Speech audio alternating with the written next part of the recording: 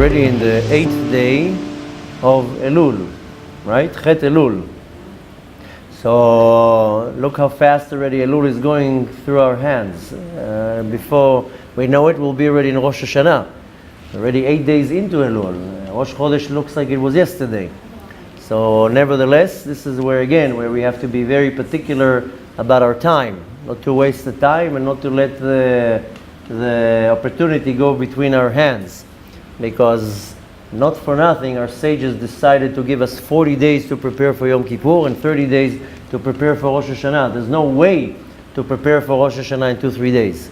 So I'm already, again, reminding you, don't let the days of Elul pass. We're already 8 days into Elul. This is a third already of from starting from Elul. Nevertheless, before we continue with the list that we made initially on the second day of Elul, I think we're going to do the continuation of the list tomorrow. Now I want to kind of go back to what we were more focusing on Shabbat. And on Shabbat, I shared a quick story. I'm going to say the story again, and then the lesson from it. But the story is told about the Ktav Sofer. The Ktav Sofer is the son of the Khatam Sofer. He was a great rabbi in Hungary about 200 years ago. And the story says that once he was invited to a wedding, a big wedding, and not only that he was invited there, many other great rabbis were invited there. It was a very big event. During the wedding, just imagine all the heads of communities, big rabbis, big rabbeim, all gather in the same place. The Ktav Sofer suddenly quietens everybody down and tells them, I have something very special to share with you. And he pulls out a beautiful coin, and he says, you see this coin? This coin has been running in my family for centuries, and this coin goes all the way back to Bet HaMikdash. Ooh, everybody, I want to see, let's see. Everybody wants to see the coin, so he decides, how about we just pass it from one hand to the other, look at it, and then bring it back. And as the coin is being passed down, at some point, nobody noticed, but the coin disappeared. And he's asking, can I get the coin back? Nobody knows where the coin is. Start looking, what's going on? This is a serious coin. This is not that I'm passing around some cheap item. Nevertheless, they can't find the coin. And they start tearing the room upside down. At some point, they see they can't find the coin, so somebody right away, the Ktav Sofer says, go and close the door. Nobody should leave the room. That way, whoever stole it is in this room. So they go and close the door, and they start looking, nothing comes up. At some point, one rabbi stands up and says, listen, I know it's not the most appropriate thing to do, but there's no other option. I think we have to look in everybody's pockets. Okay, all in favor? Everybody says, of course, start looking. One rabbi raises his hand and says, maybe we wait 10-15 minutes. I'm sure the coin will show up. Okay, why not? Let's wait for the coin to show up. The 15 minutes pass. They want to start searching. The same rabbi says, maybe we should wait another 15 minutes. I'm sure the coin will show up. Everybody's already starting to look at the rabbi. Why is he stalling? Why does he want more time? Okay, they accept the request. They wait another 15 minutes. Half an hour pass. The 15 minutes pass. They say, okay, now we're going to start searching. The same rabbi says, I think we should wait another 15 minutes. What do you think about that? Now everybody's already looking at the rabbi. Really? What do you seem pretty guilty asking us to wait. Long story short, he's begging them, they agree, and within this 15 minutes, suddenly one of the waiters run in, I found the coin! Baruch Hashem, everybody's happy. The Ktav Sofer breathes finally, and that rabbi, now of course they're all turning around to the rabbi. Why were you so particular about us waiting? Do you know something that we don't know? He tells them, listen, happens to be that in my family, we also have the exact same coin running in my family. And I also brought this coin for this beautiful event, knowing everybody will be here. Now that you're mentioning that the coin is gone, and you're going to start looking in my pockets and find the exact same coin, can you imagine how it would look? Can you imagine the Chilul Hashem and you all thinking that I stole it? So I asked you, please wait. So they kept saying to him, and okay, so we waited. But what did you think that would happen at this time? He says, well, I was praying to Hashem. Should be a miracle that the coin should pop up. Can you imagine? He says, I was praying to Hashem, take all my merits, just make this coin show up. And Baruch Hashem, the Kadosh Baruch Hu made a miracle, and the coin showed up, and Baruch Hashem, Shalom al Israel.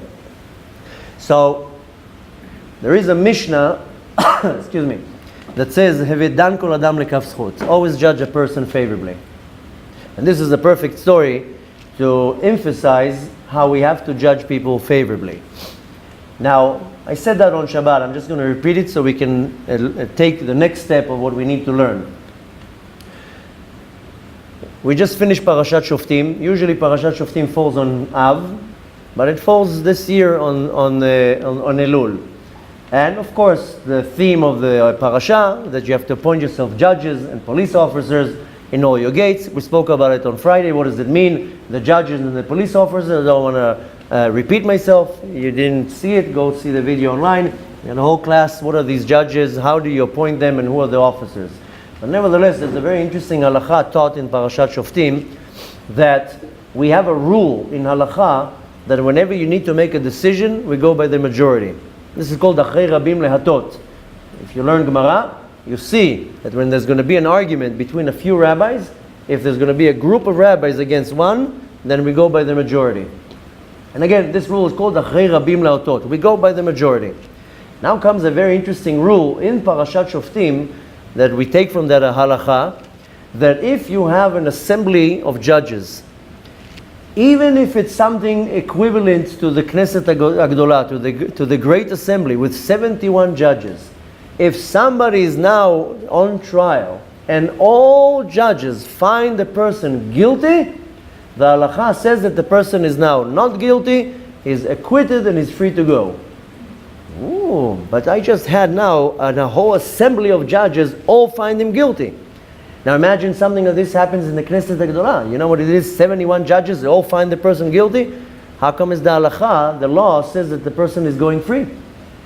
Because the Torah says it cannot be that not even one person found favor in that person. It can't be that not even one person judged that individual favorably. All the judges went against him. So either something is corrupt, either somebody is bribed, either something going on. It cannot be that all in favor. And usually will be an exception, and one will be like, no, I think the person is not guilty. Which again, we come back to the same theme that Torah is teaching me, always to judge every person favorably. And this is what we want to take for the task of the 8th day of Elul, is to realize how judgmental we are. Now, we're not only judgmental towards people, we are judgmental towards situations. So we're going to break this now into two categories. First of all, we are extremely judgmental towards people.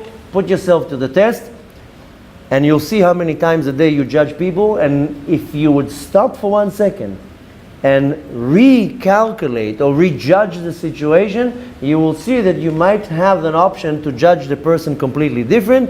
And I can guarantee to you that in most cases you judge people wrong. That's usually the case. Right away, we look at a situation or a person does something, and without even thinking, without even considering different options, we slash the person in half. And I can guarantee to you, and you put it to the test, in most of the cases you judge a person wrong. There's another Mishnah that says, Al tadin et chavercha, don't judge your friend, ad she'ta'amod bimkomo, till you'll stand in his place. It's very easy to look at a person and say, look how he's behaving. Look what he's doing. But ask yourself, how would you behave in the exact same situation? Maybe you would behave 10 times worse than this person. Maybe the person is under pressure. Maybe the person has just got bad news. Maybe something is going on. Why are you judging the person when if you would be in the exact same place, a very good chance you would be 10 times worse? So this is how we judge people. But there's also situations that we judge, and we usually judge the situation completely wrong. Something happens in my life, and I right away see it. Hashem is upset at me. Hashem is angry at me. Why is Hashem doing this to me? I don't deserve it. How many times a person loses their job, gets kicked out of their house, loses something in a relationship, a lawsuit, whatever it is, and we right away judge the situation in the worst way possible. And instead of saying, you know what, Kadosh Baruch Hu is in charge, obviously something's good is hidden here. Our sages say, En ra yoreh min hashamayim. There's no such a thing that evil or bad comes down from the hands of Hashem. If Hashem did something good here. And I can tell you now, story after story after story. I don't want to take our time on stories, but there are numerous cases how something bad happened, and after that, what is called after the fact, you say, wow, I see why it should have happened. I'll tell you one quick story, because I share different stories. I always share two stories. One of them is when Yosef, our son, was 2 years old and he fell down the stairs. I shared that story many times, that he fell down the stairs. He was 2 years old. And I ran and started touching the head to see if there's a fraction in the skull. And as I'm going through the head, I touch in the back of the head, and he had a tick in the back of the head exactly over here, so hidden. He was 2 years old. He had long, thick hair. We would never find it. You wash your hair, you don't go all the way in here. And if he wouldn't fall, I would never touch the skull. I would never find the tick. And I don't need to tell you what diseases have the ticks. They have Lyme disease. It's almost impossible to cure from Lyme disease. People carry it for the rest of their life. So here you see again something that looked like a tragedy and ended up, Baruch Hashem, saved the day. And like this, there are so many different stories. There's another story that I met not too long ago. I'm sure you heard, maybe you didn't. The story that I once went to Montana, and I was 3 days in the mountains going through the snow and going through hell. They didn't let me in Canada. I don't know if you remember the whole story, but nevertheless, all this 3 days was to find one Jew that was praying to Hashem for somebody to help them. And I met this Jew in the middle of nowhere in Kalispell, Montana, in the middle of the winter, snow up till here. Nevertheless, this is not the story. The story is that the man that was accompanying me, we drove from Kalispell. We were supposed to drive into Canada. We were going 6 hours in the Rockies. And we were talking, and he was telling me how did he become observant. And one time he was traveling in Europe, driving on an autobahn, on a highway where you fly there almost without any speed limit, and he missed the exit, and he got so upset and so aggravated and worked up that by the time he came to the next exit, he made a U-turn, came back, and when he came back, he saw this massive accident with tractor trailers, cars were crashed, dead people. That's when he figured out, wow, look at that, the Kadosh Baruch Hu made me miss the exit only so I will be saved from this entire car accident. And he realized that's what caused this man to realize there's a God in heaven, and he became observant in his 50s. So again, this is where we judge situations completely wrong. We see something happening, we get upset. Why is it happening right now? Whoa, relax. Why are you getting upset? Kadosh Baruch Hu moved something in your path. Say, Baruch Hashem, Hashem is now saving me from a disaster. But we get upset. We lose our temper. We lose our patience. We start screaming. We get angry. Why are you getting angry? Why are you judging the situation so wrong?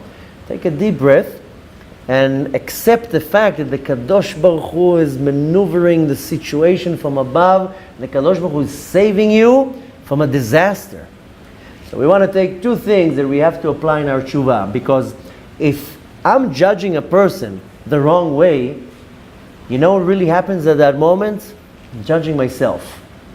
Our sages say that when the soul comes up to Shamayim, to the ultimate judgment day, not Rosh Hashanah, to the real judgment day, that's it. Story's over. You're out of the body. And it stands in front of the master of the universe and in front of a set of judges. Now what do? They show the soul scenes.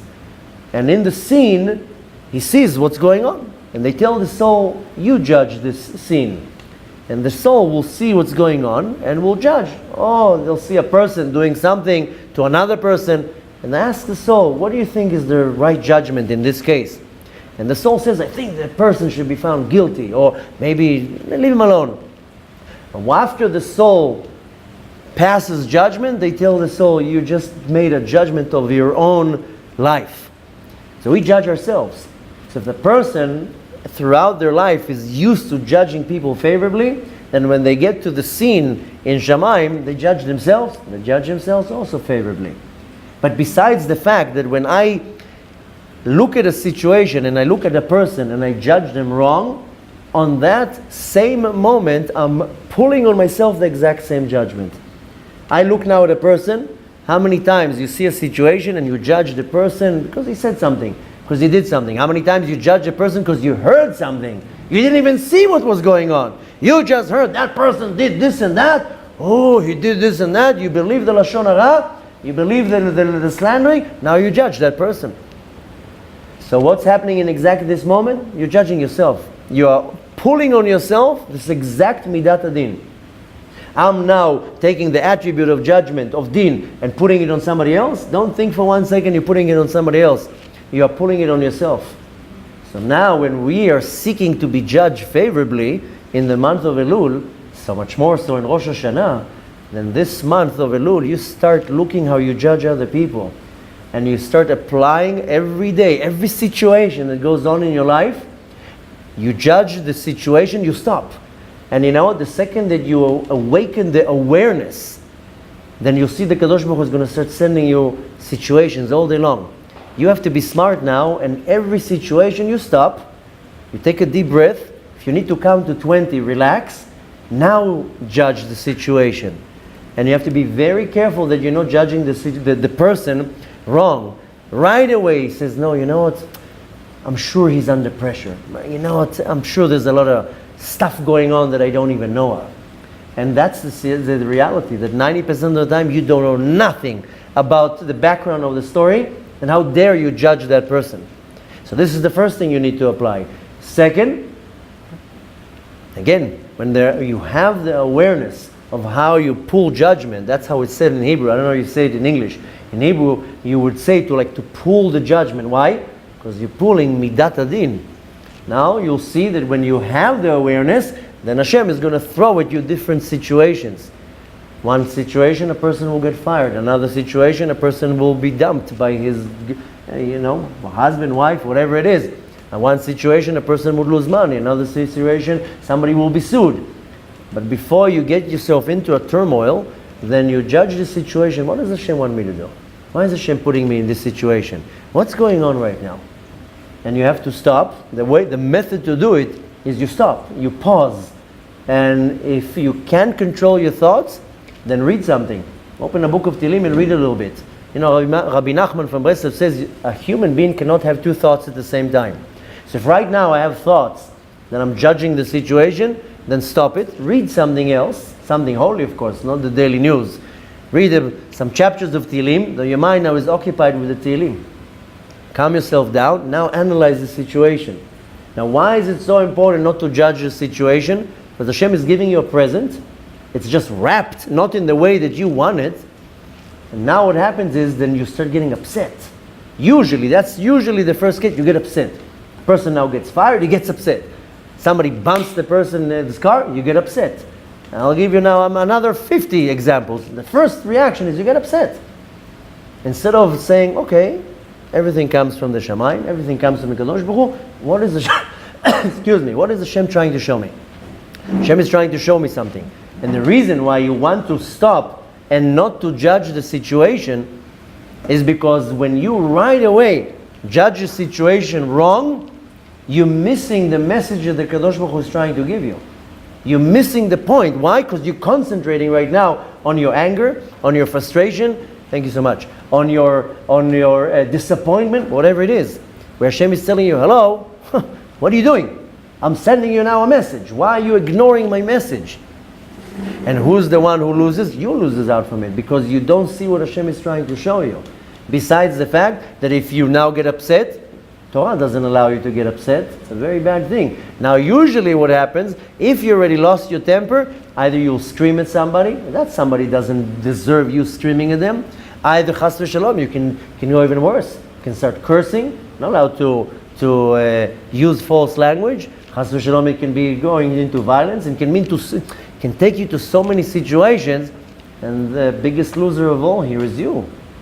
So we want to take this entire idea, the concept of judgment. You have to focus on myself, and if you need to meditate on it 5 times a day, stop your day and say, why am I so judgmental towards this individual? Why right now when I'm looking at this situation, right away I'm arousing judgment, negative judgment? Just the other day I saw a situation, I'm sure you all have this same thing. Something is around you, you see a person get upset, you see something, whatever, and you're looking from the side. Now if you're smart, you don't even think of anything. You just come and say, how can I help? Can I help here? Instead of right away saying, oh, he's wrong, he's right. Who told you he's right and he's wrong? Who made you a judge? There was a young man here on Friday, he gave such a beautiful chidush. And he says, because I quoted the Mishnah that says, Al tadin et chavercha, don't judge your friend, ad shetamod bimkomo, till you stand in his place. So this young man told me, what does this Mishnah mean? So I told him, don't judge another person till you stand in his place, because in his situation, maybe you would behave different. He gave such a beautiful chidush. Hashem has many names. But one of the names of Hashem is the place, Hamakom. I'm sure you went once or twice to Lenachem Avelim to say to give condolences to somebody who died. What do you say? Hamakom Yenachem Otchem. How many times you see in the Torah that the Kadosh Baruch Hu is referred to as the place, Hamakom. This young man said, Al tadin et chavercha, don't judge your friend, ad shetamod bimkomo, till you are standing where Hashem is. Hashem is the only judge. There's no other judge. Who are you to judge another person? There's only one judge in this universe, and that's the Kadosh Baruch Hu. You're not standing in the place of Hashem? Were you appointed to be God lately? No. So don't judge anybody. Don't judge anybody. Don't judge the situation. And don't even judge yourself. Who are you to judge yourself? Who are you? So this is a big part of our tshuva. Because a lot of my sins, or a lot of the times that I'm preventing myself from doing mitzvot, is not the tefillin, or the birkat hamazon, or the tzitzit, or the challah, or Shabbat, is what's going on in my mind. Next week we'll start going a lot, the majority of the tshuva is the junk that's going on in my mind. Because the Kadosh Baruch Hu reads your mind, Yodea nistarot, Megale amukot, what we sing every day. Hashem knows everything. Bochen klalot velev, He knows exactly what's going on. Now Hashem is not necessarily looking if I was on time to the minyan, or how I was putting my tefillin. Hashem says, let's see what were your thoughts. How many times you really want to do something, you can. You know that the Kadosh Baruch Hu, especially on Elul, if you have the great desire to do something and you're not able to do it, Kadosh Baruch Hu is including like as if you did it. Kadosh Baruch Hu is looking at the intention behind things. Kadosh Baruch Hu is looking at your thoughts. Kadosh Baruch Hu is looking at what you are plotting in your mind. I'm going to do this, I'm going to do... Oh, you think you can hide that from the Kadosh Baruch Hu? You think you can impress Hashem with a suit? I heard today somebody saying a funny term. Some people, they have a how did he say it? A black suit. Okay, now I forgot how he said it. Some people have a black suit and a black yarmulke, but also a black heart. Something like that he said it. No, Hashem doesn't get impressed because of this. You don't get dressed to impress. Kadosh Baruch Hu says, you think you're impressing me with how you behave? I know how you behave. I know what you're doing. So the first and most important is that we have to see how judgmental we are. And when you want yourself to be judged the right way, then behave appropriately. I want to be judged favorably. Comes now Rosh Hashanah, I want to stand in front of the Kadosh Baruch Hu. I know where I failed. I know where I failed miserably. Now I'm coming in front of the Kadosh Baruch Hu, forgive me. Kadosh Baruch Hu says, why should I forgive you? Did you forgive other people? Why do you want me to judge you favorably? Do you judge people favorably? You're not. So why should I judge you favorably? So we need now the Elul. I know it sounds like we're tricking the Kadosh Baruch Hu and like trying to look for loopholes. It's not. Kadosh Baruch Hu says, change your attitude on Elul. Prove to me that you can change. I will accept that to cover the last 11 months. And now we have to apply that. So the rule is that the second that you bring that to your awareness, then the Kadosh Baruch Hu is going to start testing you with that. So start bringing it to the awareness how judgmental we are. Every time there's a situation, stop, take a deep breath, read some Tehillim to get your mind occupied, relax, don't let the anger take over, don't let the frustration or the disappointment take over, and then let's reanalyze the situation. And if you see you're not getting anywhere, don't judge anything. Just say, Baruch Hashem, everything's on the Kadosh Baruch Hu. I'm not judging anybody. So we want to take that. This is a very big step in our tshuva, is because you want to clear your case. And I can tell you already that the Kadosh Baruch Hu is very particular what we do. This is called midah keneged midah, measure for measure. Kadosh Baruch Hu says, you want me to forgive? I want you to see how you forgive. You want me to judge you favorably? Let's see how you judge favorably. You want me to go easy on you? Let's see how you go easy on other people. So what if somebody did something to you? Let's see how fast you forgive that other person. Some people, till they forgive 40 years, they'll remember. So Hashem says, okay, so I'll also remember your junk. You want me to let go of your junk? Let's see how you're letting go of other people's things. So again, don't miss out the opportunity of Elul only because what I told you on the first day of Elul, that Hashem gave us a 99% coupon. Now everything is 99% free. Now in Elul it's easy. Now you can convince the Kadosh Baruch Hu that whatever you did the entire year can be wiped off. The Hashem says, just show me your seriousness, how diligent you are, that in Elul you're taking matters into your hand and you're making a huge change. You make a huge change on Elul, Bezat Hashem, Hashem will look at it in the exact same way. Bezat Hashem, we are hoping to be blessed in a good, healthy, successful, prosperous year, full of success and happiness, and needless to say, the ultimate bracha that we can't wait to see already with our own eyes, the coming of Mashiach, Bezat Hashem.